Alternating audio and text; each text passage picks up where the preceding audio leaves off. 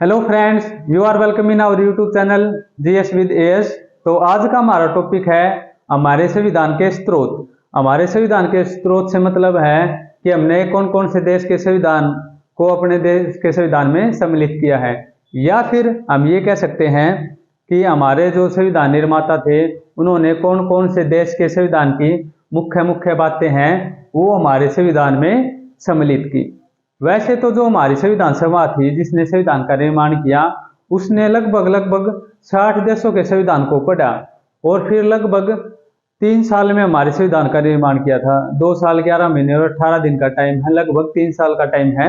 तो इसमें संविधान का निर्माण किया तो 60 देशों के संविधान को पढ़ा, लेकिन कुछ ऐसे देश हैं जिनके संविधान की बहुत सारी बातें हमने अपने संविधान में सम्मिलित की और वो बातें हमारे संविधान में एक विशेष महत्व रखती हैं। तो ये 10 ऐसे देश लिखे हैं मैंने कि जिनके संविधान को हमने पढ़ा, उनके संविधान से हमने जो हमारे संविधान निर्माताओं को जो हमारे देश के लोकतंत्र के लिए सुइटेबल लगी, सही लगी, वो बातें इनके संविधान से हमने उठाई और अपने संविधान में शामिल कर ली। ठीक है, तो ये कौन कौन से देश हैं? ये है ब्रिटेन ने तो हमारे देश पे राज ही किया था। इसके संविधान की तो हमारे देश में हमारा जो संविधान है उसमें बहुत सारी बातें हैं, इसलिए मैंने इसको पहले नंबर पे लिखा है। ठीक है, उसके बाद है यूएसए के संविधान से हमने क्या क्या लिया, जर्मनी के संविधान से हमारे संविधान निर्माताओं ने क्या क्या लिया, दक्षिण अफ्रीका से, फ्रांस से, रूस से और कनाडा, ऑस्ट्रेलिया, आयरलैंड और जापान। इस तरह से ये 10 देशों के मैंने नाम लिखे हैं। तो देखो, अब हम स्टार्ट करते हैं ब्रिटेन से। हमें पता है कि ब्रिटेन ने हमारे देश पे लगभग 200 साल तक राज किया है और जो हमारा संविधान है, जो संविधान का हमारा निर्माण हुआ, इसकी जो जड़ें है ना, ये इसी टाइम पे है जब अंग्रेजों ने हमारे ऊपर राज किया। तो जब हम मैं संविधान का एक हिस्टोरिकल बैकग्राउंड बताऊंगा आपको कि कैसे हमारे संविधान का निर्माण की जो शुरुआत है वो कहाँ से होती है। तो हमारे देश के संविधान निर्माण की शुरुआत 1773 से होती है। कहाँ से होती है? 1773 से रेगुलेटिंग एक्ट आता है। उसके बाद अंग्रेज अलग अलग टाइम पे अलग अलग कानून हमारे देश में लागू करते हैं और वो पूरी की पूरी क्या है, एक संविधान की प्रक्रिया है। वो हम किसी दिन वीडियो में देखेंगे। तो हम कह सकते हैं कि ब्रिटेन के संविधान का हमारे देश के संविधान पर एक बहुत ही अलग प्रभाव है। तो इससे ब्रिटेन के संविधान से हमने क्या क्या लिया? सबसे पहले विधि का शासन। विधि से हमारा मतलब है कानून का। इससे हमने ये लिया कि हमारे देश में जो शासन होगा, जो राज होगा, वो कानून का होगा। ठीक है, तो हमने ब्रिटेन के संविधान से एक बात ये ली कि हमारे देश में जो शासन होगा वो कानून का होगा। और हमने जो सबसे मेन बात है वो है संसद। हमने ब्रिटेन से संसद ली। अब संसद क्या है?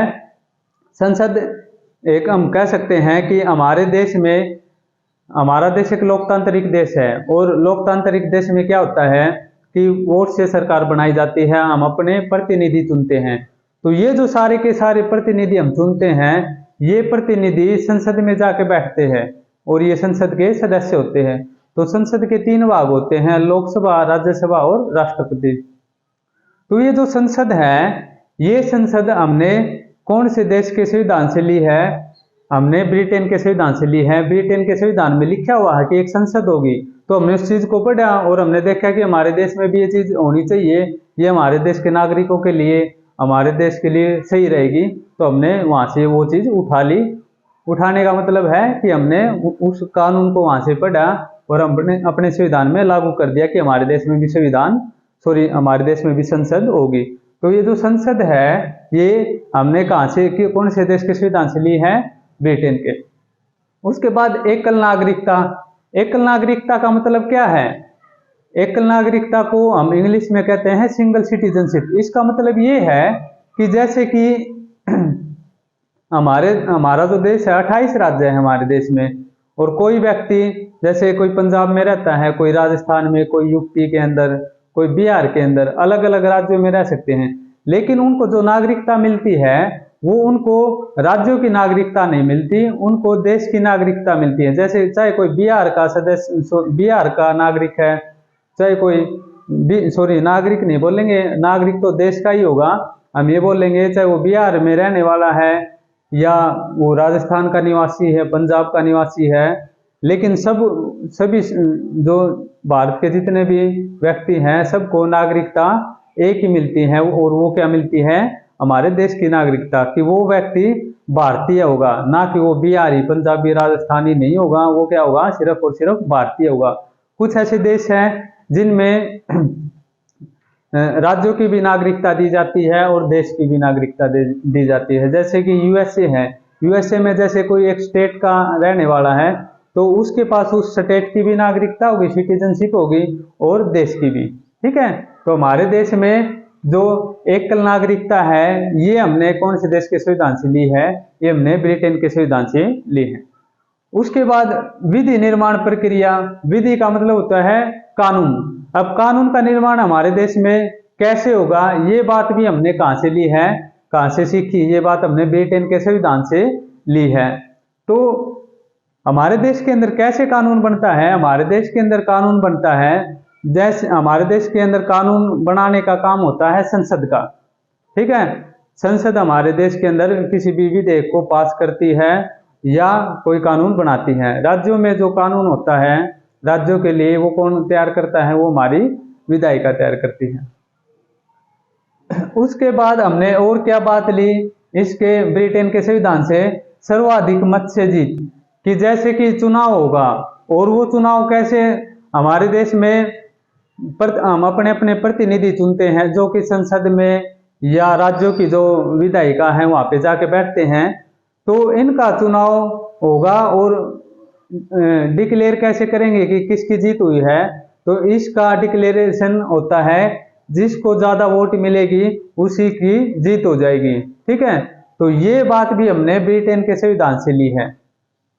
उसके बाद स्पीकर, कि हमारे संसद के अंदर और जो हमारे राज्यों की जो हमारी विधायिका होती है, जो हमारी स्टेट की जो असेंबली होती है उसके अंदर क्या होगा, एक स्पीकर होगा। स्पीकर का क्या काम होता है, स्पीकर को हिंदी में हम अध्यक्ष बोलते हैं। इसका क्या काम होता है, इसका काम होता है कि वैसे तो ये जो हमारी संसद है उसी का सदस्य होता है, लेकिन ये इसको एक विशेष दर्जा दिया जाता है कि संसद के अंदर किसको बोलने का टाइम दिया जाए, किसको न बोलने दिया जाए, किसको बैठाया जाए, किसको ये बोला जाए कि भाई अब आप बोलो। तो ये सारे के सारे काम किसके होते हैं, ये होते हैं स्पीकर के। समझे, तो स्पीकर का जो पद है ये भी हमने कहां से लिया है, ब्रिटेन के संविधान से। फिर संसदीय विशेष अधिकार, इसका क्या मतलब है, इसका मतलब ये है कि संसद के अंदर जो भी सांसद हैं वो कोई बात कहते हैं, जब मान लिया डिबेट है, दो सांसद आपस में डिबेट कर रहे हैं या कोई सांसद कोई बात कर रहा है, तो उस बात के लिए वो कोर्ट के लिए रिस्पॉन्सिबल नहीं होगा, या हम कह सकते हैं कि उस बात के लिए कोई बात कही सांसद ने तो कोर्ट उसको उस चीज के लिए सजा नहीं दे सकता। मान लिया वो कि उसके मुंह से कुछ गलत निकल जाता है तो उसके लिए क्या होगा, कोर्ट उसको सजा नहीं दे सकता। तो ये सांसदों के विशेष अधिकार होते हैं, ये हमारे अनुच्छेद 105 में सम्मिलित है। ठीक है, तो सांसदों के जो विशेष अधिकार है वो हमारा आर्टिकल 105 में शामिल है या बताया गया है। तो ये कुछ बातें हैं जो हमने ब्रिटेन के संविधान से ली है। फिर यूएसए का संविधान भी, यूएसए पता है कि एक डेमोक्रेटिक कंट्री है, और अगर हम बात करें तो यूएसए दुनिया की सबसे पुरानी डेमोक्रेटिक कंट्री है। 1775 में यूएसए आजाद होता है और फिर ये बाद में अपने संविधान का निर्माण करते हैं। तो यूएसए के ऊपर भी अंग्रेजों का राज था, वहां पर ब्रिटेन ने, फ्रांस ने अपनी कॉलोनी बना रखी थी, और फिर ये अंग्रेजों से आजाद होते हैं और अपने संविधान का निर्माण करते हैं। वैसे तो यूएसए का जो संविधान है वो छोटा सा है, फिर भी उस संविधान से जो हमें अच्छी बात लगी हमारे संविधान निर्माताओं ने वो उठा ली उस संविधान से, या अपने उस संविधान से वो चीज पढ़ के हमने अपने संविधान में सम्मिलित कर ली। तो यूएसए के संविधान से हमने क्या क्या सम्मिलित किया है, प्रस्तावना के शब्द, जो प्रस्तावना है, प्रस्तावना क्या है? प्रस्तावना हमारे संविधान का एक छोटा मॉडल है। जैसे कि हमारा संविधान तो एक बहुत विस्तृत संविधान है, दुनिया का सबसे बड़ा लिखित संविधान है। अगर हम इसका निचोड़ देखें कि हमारे संविधान का निचोड़ क्या है, हमारा संविधान क्या कहना चाहता है, तो हमारे संविधान का जो निचोड़ है वो प्रस्तावना में है। हमारी क्या है? प्रस्तावना के अंदर। तो प्रस्तावना के जो शब्द है वो कहां से शुरू होते हैं? वो शुरू में कहां से शुरू होता है प्रस्तावना? इन शब्दों से कि हम भारत के लोग, वी पीपल ऑफ इंडिया। तो ये जो शब्द स्टार्ट होते हैं हमारी प्रस्तावना के, ये हमने कहां से लिए हैं? यूएसए से। ठीक है, तो यूएसए में ऐसा नहीं लिखा हुआ कि यूएसए में भी ऐसे ही लिखा हुआ कि हम भारत के लोग, वहां पे तो ऐसे लिखा होगा कि हम संयुक्त राज्य अमेरिका के लोग, इस तरह से। लेकिन हमने हमारे, जब हम अपने देश के लिए वो चीज यूज करेंगे तो अपने देश का नाम लिखेंगे। ठीक है। दूसरी क्या चीज हमने वहां के संविधान से ली है? मौलिक अधिकार। ठीक है, हमारे पास मौलिक अधिकार हैं। भारत में जितने भी नागरिक हैं उनको सबको मौलिक अधिकार दिए जाते हैं। मौलिक अधिकार क्या है? हमारे संविधान में दो तरह के अधिकार हैं, कानूनी अधिकार और मौलिक अधिकार। मौलिक अधिकार वो होते हैं अगर किसी भी वजह से इनका हनन होता है तो हम सुप्रीम कोर्ट और हाई कोर्ट में जा सकते हैं, और सुप्रीम कोर्ट और हाई कोर्ट उसके लिए रिट जारी कर सकता है। ये रिट क्या होती है, ये मैं किसी वीडियो में बताऊंगा आपको कि रिट क्या होती है। ठीक है, तो जो मूल अधिकार है हमारे, फंडामेंटल राइट्स हैं, ये हमने कहां से लिए हैं? ये हमने यूएसए के संविधान से लिए। उसके बाद न्यायिक पुनर्विलोकन। न्यायिक पुनर्विलोकन का क्या मतलब है? इसका मतलब ये है कि सरकार जैसे कोई कानून बनाती है, तो सरकार ने कोई कानून बना दिया तो प्रोसीजर क्या होता है कि कोर्ट उसको देखेगा कि भाई ये संविधान के अकॉर्डिंग है या नहीं है। क्योंकि हमारे देश में सबसे ऊपर है संविधान। जो संविधान में जो बातें लिखी गई हैं वो ही हमें सबको माननी पड़ती है। संविधान में जो चीज गलत है वो गलत है हमारे देश के लिए, और जो संविधान में जो बात ये है कि ये सही है वो सही है।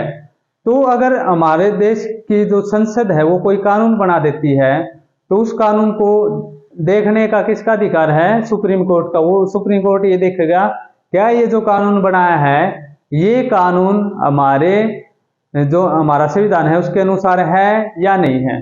ठीक है, इसको हम क्या बोलते हैं? इसको बोलते हैं न्यायिक पुनर्विलोकन। उसके बाद सुप्रीम कोर्ट और हाई कोर्ट के जो जज होते हैं इनको जो हटाने की प्रक्रिया है ये भी हमने कहां से ली है? यूएसए की संविधान से। अब देखो यूएसए के अंदर जो कोर्ट है ना वो बहुत ही ताकतवर है। यूएसए का कोर्ट बहुत ही ताकतवर कोर्ट है। तो वहां से जो हमने अपना संविधान किस तरह से तैयार किया था, जिस भी देश के संविधान में जो बातें बढ़िया थी, बेस्ट से बेस्ट जो बातें थी हमने वो उठाई वहां से और अपने संविधान में सम्मिलित की। तो यूएसए का एक क्या है कि वहां का जो कोर्ट सिस्टम है वो बहुत ही पावरफुल है। तो वहां से हमने कोर्ट सिस्टम से भी कुछ बातें उठाई। इनमें से एक क्या है कि हाई कोर्ट और सुप्रीम कोर्ट के जजों को कैसे हटाया जाएगा। तो सुप्रीम कोर्ट और हाई कोर्ट के जजों को हटाने की जो प्रक्रिया है वो संसद के द्वारा होती है। संसद के द्वारा इनके ऊपर महाभियोग लगाया जाता है, जिसको इंग्लिश में इम्पीचमेंट बोलते हैं। इसके लिए क्या होता है? इम्पीचमेंट का मतलब होता है कि अगर हम किसी भी जज को हटाना चाहते हैं तो उसके लिए हमें विशेष मताधिकार की जरूरत होगी। संसद में दो तरीके से कानून पास होता है, एक तो सामान्य वोट से और एक होता है विशेष वोट से। सामान्य वोट का मतलब होता है कि अगर ज्यादा सांसद किसी चीज के लिए हाँ कर दे तो वो कानून पास हो जाएगा। लेकिन कुछ ऐसे भी चीजें हैं जिनके लिए ज्यादा सांसद, ये नहीं है कि भाई ज्यादा सांसद हाँ करेंगे तो पास हो जाएगा। उसके लिए कम से कम 2/3 सांसद, मतलब उसके लिए कम से कम कितने सांसदों की जरूरत होती है कि भाई 2/3 सांसद अगर उस चीज के लिए एग्री करेंगे तभी वो होगा। तो अगर सुप्रीम कोर्ट और हाई कोर्ट के जजों को हटाना है तो संसद में अगर 2/3 सांसद उस चीज के लिए एग्री करते हैं तभी सुप्रीम कोर्ट और हाई कोर्ट के जज को हटाया जा सकता है। इसको क्या बोलते हैं हम? इम्पीचमेंट। इसी तरह से राष्ट्रपति को हटाया जाता है। राष्ट्रपति को भी कैसे हटाया जाता है? इसके ऊपर भी संसद के अंदर क्या होता है? संसद के अंदर वोटिंग होती है और वो अगर 2/3 2/3 सांसद एक तरफ हो जाएं और वो कहें कि राष्ट्रपति हटना चाहिए, तभी राष्ट्रपति हट सकता है, अदरवाइज राष्ट्रपति नहीं होगा। लेकिन भारत के अंदर अभी तक किसी भी राष्ट्रपति को ऐसे नहीं हटाया गया है, कोई भी राष्ट्रपति आज तक नहीं हटाया गया है। ठीक है, ठीक है। इसके बाद उपराष्ट्रपति का पद, उपराष्ट्रपति का पद भी हमने कहां से लिया है? हमने ये यूएसए के संविधान से लिया है। उसके बाद जर्मनी, जर्मनी के संविधान से हमने क्या लिया है? जर्मनी एक यूरोप का देश है, हिटलर का देश बोल सकते हैं हम इसको। तो जर्मनी से हमने क्या लिया है? इमरजेंसी। इमरजेंसी के जो प्रोविजन है, अब भारत के अंदर जैसे कि नॉर्मल कंडीशन में तो कानून अपनी तरह काम करता है, लेकिन कुछ विशेष ऐसे माहौल पैदा हो जाता है कि जब सरकार को अलग तरीके से काम करना पड़ता है। ठीक है, जब हमारे फंडामेंटल राइट्स हैं वो कुछ दिनों के लिए या कुछ टाइम के लिए निलंबित कर दिए जाते हैं इमरजेंसी के दौरान, तो भारत के अंदर 3 तरह की इमरजेंसी लागू होती है। कौन कौन सी है? ये हमारी पहली जो इमरजेंसी है वो है नेशनल इमरजेंसी, जो हमारे अनुच्छेद 352 में बताई गई है।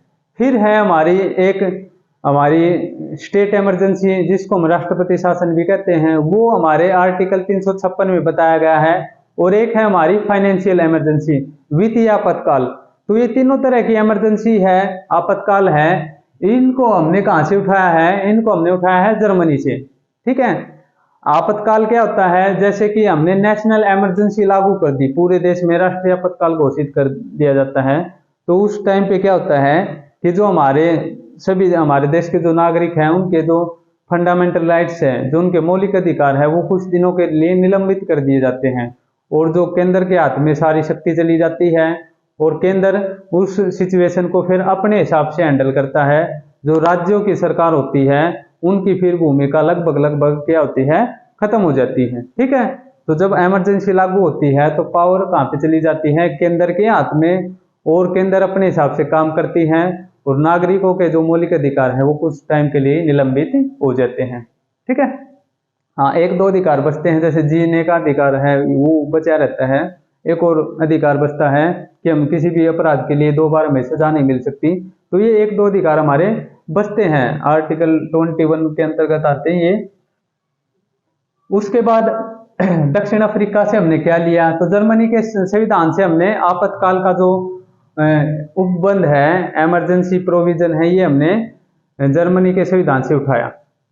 उसके बाद दक्षिण अफ्रीका है। दक्षिण अफ्रीका से हमने क्या लिया? दक्षिण जो अफ्रीका है, साउथ अफ्रीका है, इससे हमने लिया है संशोधन की प्रक्रिया, कि हम अपने संविधान में संशोधन कैसे कर सकते हैं। संशोधन का मतलब होता है सुधार। जैसे कि हमने एक बार संविधान का निर्माण किया संविधान सभा ने, अब जरूरी नहीं है कि वो जो हमने उसके अंदर जो बातें लिखी है वो हमेशा के लिए ही वो फिक्स कर दी जाए, क्योंकि समय बदलता है, समाज भी बदलता है, हमारा समाज बदलता है, तो उसके लिए हमें कानूनों को भी बदलने की या सुधारने की जरूरत पड़ती है।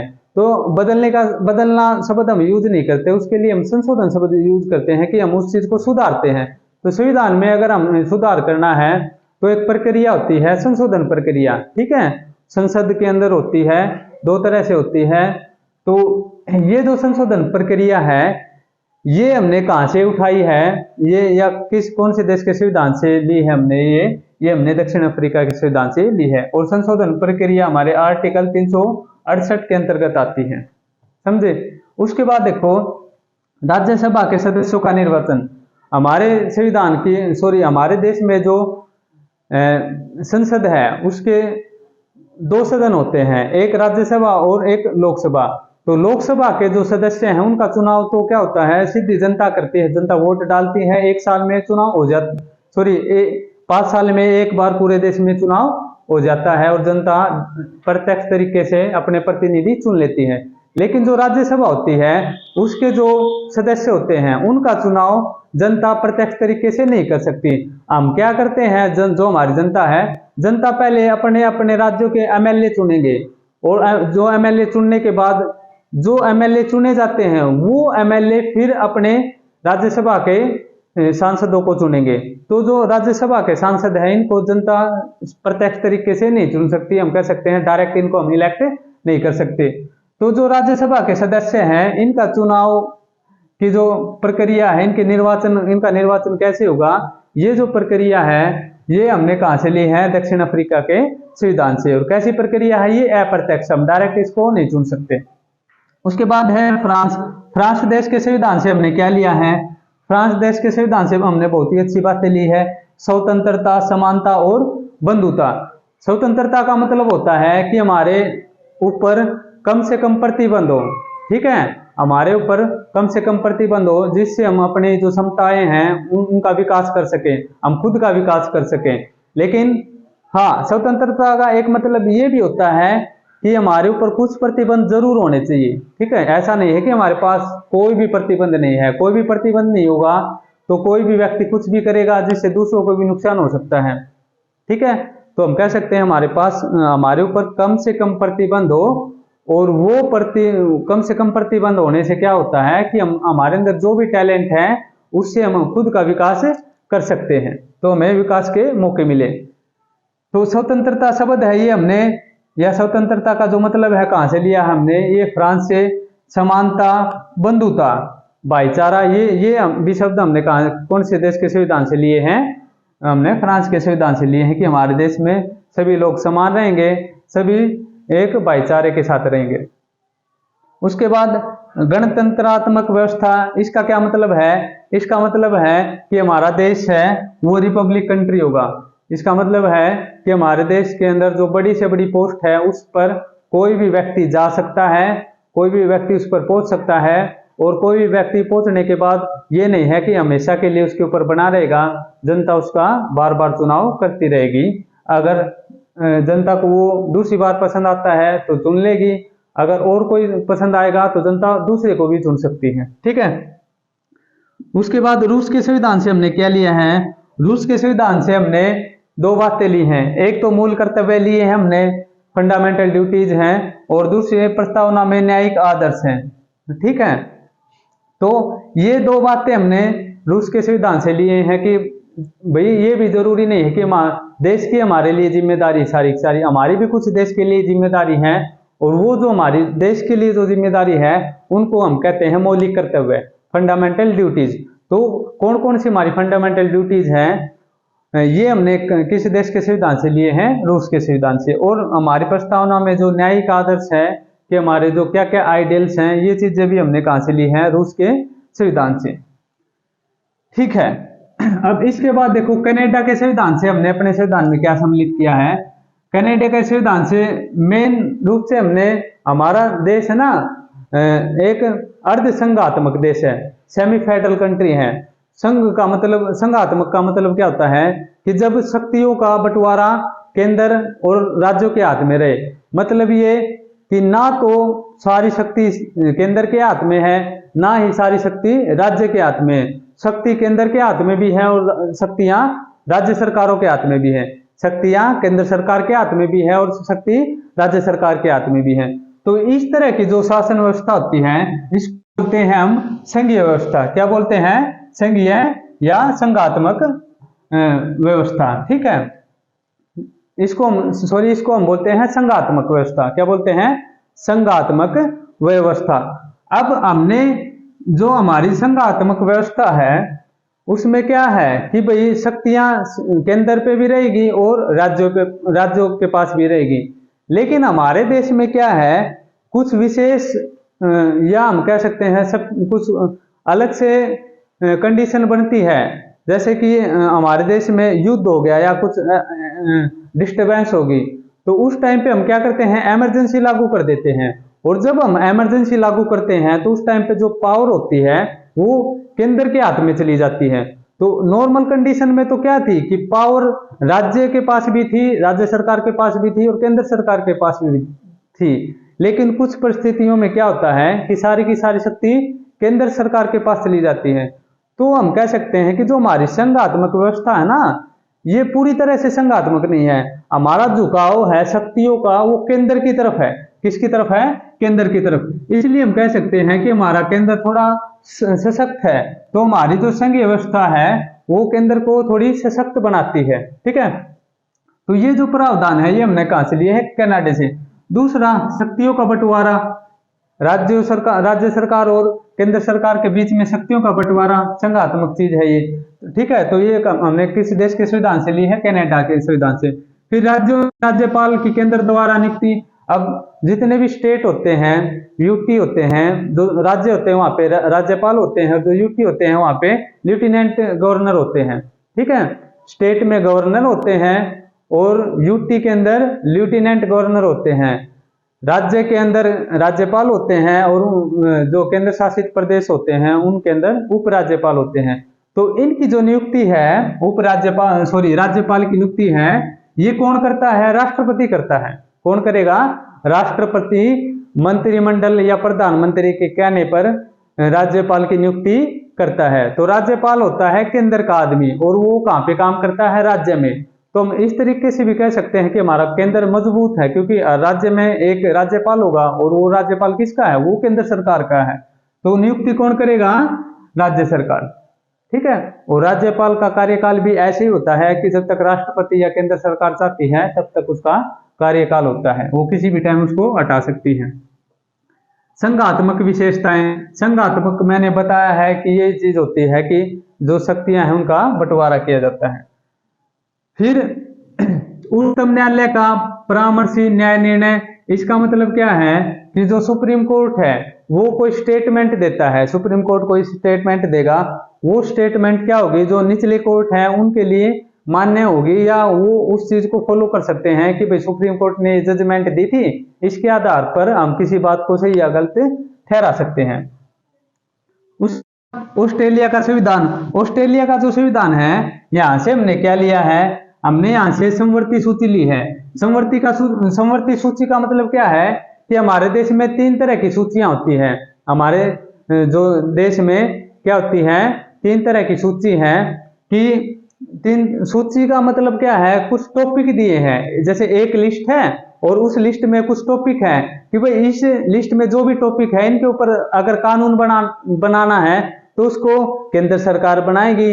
जो दूसरी लिस्ट है इसके ऊपर कानून बनाने हैं तो उसको राज्य सरकार बनाएगी, और जो तीसरी लिस्ट है उसके ऊपर कानून बनाने हैं तो उसके ऊपर कानून केंद्र सरकार भी बना सकती है और राज्य सरकार भी बना सकती है। तो समवर्ती सूची ऐसी लिस्ट होती है जिसके ऊपर जो भी टॉपिक दिए हैं इसके अंदर, तो उन टॉपिक के ऊपर जो हमारी राज्य सरकार है वो भी कानून बना सकती है और केंद्र सरकार है वो भी कानून बना सकती है। इंग्लिश में इसको बोलते हैं कंकरेंट लिस्ट। तो ये जो समवर्ती सूची है ये हमने कौन से देश के संविधान से ली है? ऑस्ट्रेलिया के संविधान से। फिर व्यापार, वाणिज्य एवं समागम की स्वतंत्रता संबंधी प्रावधान। इसका मतलब है कि जो हम व्यापार करेंगे तो व्यापार में हमारी क्या क्या स्वतंत्रताएं हैं, क्या क्या फ्रीडम है, ये चीज हमने कहां से ली है? ऑस्ट्रेलिया के संविधान से। फिर लास्ट में है संयुक्त बैठक, ज्वाइंट सिटिंग। जो हमारी संसद है, लोकसभा और राज्यसभा की है, किसी भी विशेष परिस्थिति में हम क्या कर सकते हैं? इसकी ज्वाइंट सिटिंग ले सकते हैं कि लोकसभा और राज्यसभा एक साथ बैठ सकती है। नॉर्मल कंडीशन में क्या होता है? राज्यसभा और लोकसभा अलग अलग बैठती हैं, लेकिन अगर जरूरत पड़ती है तो लोकसभा और राज्यसभा एक साथ बैठ सकते हैं। ये प्रावधान हमारे संविधान के अनुच्छेद 108 में बताया गया है कि लोकसभा और राज्यसभा की क्या है? संयुक्त बैठक हो सकती है। तो ये बात भी हमने कहां से ली है? ऑस्ट्रेलिया के संविधान से। फिर हमारा है आयरलैंड का संविधान। वहां से हमने क्या क्या बातें उठाई है? वहां से हमने उठाई है, सबसे इंपॉर्टेंट बात है ये राज्य के नीति निर्देशक तत्व, कि जो राज्य के नीति निर्देशक तत्व है इसका क्या मतलब है? इसका मतलब है कि जब हमारा देश आजाद होता है, हम संविधान बना रहे होते हैं, तो उस टाइम पे क्या होता है कि हमारे 2 तरह के फंडामेंटल राइट्स रखे जाते हैं। एक को कैटेगरी ए में रखा जाता है, दूसरे को कैटेगरी बी में। लेकिन जो कैटेगरी बी में जो हमारे फंडामेंटल राइट्स थे उनको हम उस टाइम पे लागू नहीं कर सकते थे। ठीक है, हमारे देश में सारा का सारा देश है ना, उसमें अलग अलग क्षेत्रों के विकास में है ना समानताएं नहीं थी। ऐसा था कि कोई क्षेत्र तो ज्यादा विकसित था, कोई ज्यादा पिछड़ा हुआ था, ऐसी कंडीशन थी। तो ऐसी कंडीशन में हम व्यक्तियों को एक जैसे अधिकार नहीं दे सकते। कुछ अधिकार दे सकते हैं जो बहुत ही जरूरी है, वो अधिकार हमने दिए भी हैं जिनको हमने मौलिक अधिकार नाम दिया, लेकिन उनसे जो अलग से हमारे जो अधिकार थे उनको हमने राज्य के नीति निर्देशक तत्वों में शामिल कर दिया कि राज्य जब जब राज्य के पास राज्य विकास कर लेगा इनको लागू कर सकता है। और इनके लिए कोई नागरिक राज्य को बाध्य नहीं कर सकता कि भाई ये अधिकार तो आपको देना ही पड़ेगा हमें। और राज्य जो नागरिक है अगर कोई राज्य वो अधिकार उसको नहीं दे पाता तो ये नहीं है कि नागरिक कोर्ट में चला जाए, सुप्रीम कोर्ट या हाई कोर्ट में जाके और सुप्रीम कोर्ट और हाई कोर्ट से बोले कि ये अधिकार हमें मिलना चाहिए। लेकिन मौलिक अधिकारों में ऐसा होता है कि अगर राज्य सरकार उसको नहीं देती, राज्य सरकार या केंद्र सरकार नहीं मौलिक अधिकारों के साथ हमारे क्या करती है, उनको छीनने की कोशिश करती है, उस केस में हम सुप्रीम कोर्ट और हाई कोर्ट में जा सकते हैं, ठीक है, अपनी शिकायत लेके। हाँ, उसके बाद राष्ट्रपति के निर्वाचन पद्धति, जो राष्ट्रपति का जो चुनाव होता है वो कैसे होता है? राष्ट्रपति का जो चुनाव है ये सिंगल वोटिंग ट्रांसफर सिस्टम से होता है। मतलब क्या है, राष्ट्रपति के चुनाव में आम जनता भाग नहीं लेती। राष्ट्रपति के चुनाव में हमारे जितने राज्यों के एमएलए हैं, केंद्र शासित प्रदेश के एमएलए हैं, जैसे दिल्ली केंद्र शासित प्रदेश है, इसमें भी एमएलए बनते हैं। तो केंद्र शासित प्रदेश के एमएलए और जो हमारे राज्य हैं उनके एमएलए, ये सारे के सारे एमएलए और एमपी भी, एमएलए एमपी मिलके क्या करते हैं, राष्ट्रपति का चुनाव करते हैं। और ये चुनाव कैसे होता है, ये सिंगल वोट ट्रांसफर सिस्टम पे होता है। जिस भी जैसे कि 4 कैंडिडेट हैं राष्ट्रपति के चुनाव में, ए बी सी डी, तो जिस भी व्यक्ति को 50% प्लस 1 वोट मिल जाएगी वो जो उम्मीदवार है जीता माना जाएगा, ठीक है। जैसे अगर ए के पास 40% वोट है, बी के पास 30% है, इसके पास 20 और इसके पास 10% है, तो इस कंडीशन में चारों उम्मीदवारों में से किसी के पास भी 50% से ज्यादा वोट नहीं है तो कोई भी जीता नहीं माना जाएगा। इस केस में क्या होगा, जो सबसे कम वोट जिसकी है, डी की वोट सबसे कम है, तो इसकी वोट इन तीनों को मिल जाएगी, ठीक है। इसको वरीयता बोलते हैं कि प्रेफरेंस, जो एमपी एमएलए किसको प्रेफरेंस देते हैं, तो इससे इसकी वोट इन तीनों में बढ़ जाएगी। फिर भी अगर किसी के पास 50% नहीं बनते हैं तो फिर से ये जो सबसे कम वोट है उसको हटा दिया जाएगा, फिर उसकी वोट इन दोनों को मिल जाएगी और जिसके पास 50% प्लस 1 वोट हो जाएगी वो जीत जाएगा, ठीक है। तो ये सिंगल वोट ट्रांसफर सिस्टम होता है। तो ये जो राष्ट्रपति के चुनाव की पद्धति है ये हमने आयरलैंड से ली है, ठीक है। कहां से ली है? आयरलैंड से, समझे। हाँ, राज्यसभा के सदस्यों का नामांकन, ठीक है। जो राज्यसभा के जो सदस्य हैं इनका जो नामांकन है वो कैसे होगा, ये भी हमने कहां से लिया है, ये प्रावधान भी हमने आयरलैंड के संविधान से लिया है। उसके बाद जापान देश से हमने क्या लिया है, जापान देश से हमने लिया है विधि द्वारा स्थापित प्रक्रिया कि कानून। इसका मतलब क्या है, इसका मतलब है जैसे कि हमारे देश में कोई अपराध कर देता है और अपराध करता है तो उसको सजा कौन देता है? कानून देता है। तो कानून में जैसे लिखा हुआ है कि भाई इस अपराध की ये सजा है और ऐसे मिलेगी, तो उसको ऐसे ही मिलना चाहिए। मतलब विधि, कानून, जैसे भी कानून ने जो प्रक्रिया स्थापित की है सजा देने की, उसी तरीके से उसको सजा मिलेगी। ये नहीं है सरकार अपने मनमाने ढंग से उसको सजा दे, या फिर ये भी नहीं है कि आप कानून में किसी अपराध की सजा 1 साल लिखी हुई है और सरकार उस अपराध की सजा 10 साल दे दे। तो विधि में जिस भी प्रकार से हमारे अनुच्छेद 21 के अंतर्गत आता है कि अगर हमारे विधि के अंदर हमारे कानून के अधिकार जो प्रोसीजर है उसी के अकॉर्डिंग हमारे ऊपर क्या होगी, प्रक्रिया लागू होगी, ठीक है। उसी के अनुसार हमें किसी भी कोई अगर क्राइम करता है तो उसको उसी के अनुसार सजा मिलेगी, या हम कह सकते हैं कि जो कानून में जो व्यवस्थाएं हैं उसी के अनुसार क्या होगा, वो सारी की सारी प्रक्रिया होगी, ठीक है। तो इस तरीके से ये मैंने 10 देशों के संविधान को बताया है। ये संविधान, ये 10 के 10 संविधान है, 10 देशों के संविधान है। हमारे देश के संविधान में बहुत ही विशेष महत्व रखते हैं। ये हम कह सकते हैं मोटे रूप से, जब हम संविधान को पढ़ेंगे ना तो ये सारी चीजें हैं, ठीक है। वैसे हमारा संविधान बहुत बड़ा है, हमें पता है पूरी दुनिया में सबसे बड़ा संविधान हमारा लिखित, ठीक है। तो आज हमने हमारे देश के संविधान के क्या क्या स्रोत है, कौन कौन से देश के संविधान से हमने क्या क्या बातें ली हैं, ये सब कुछ पढ़ा है। Thank you.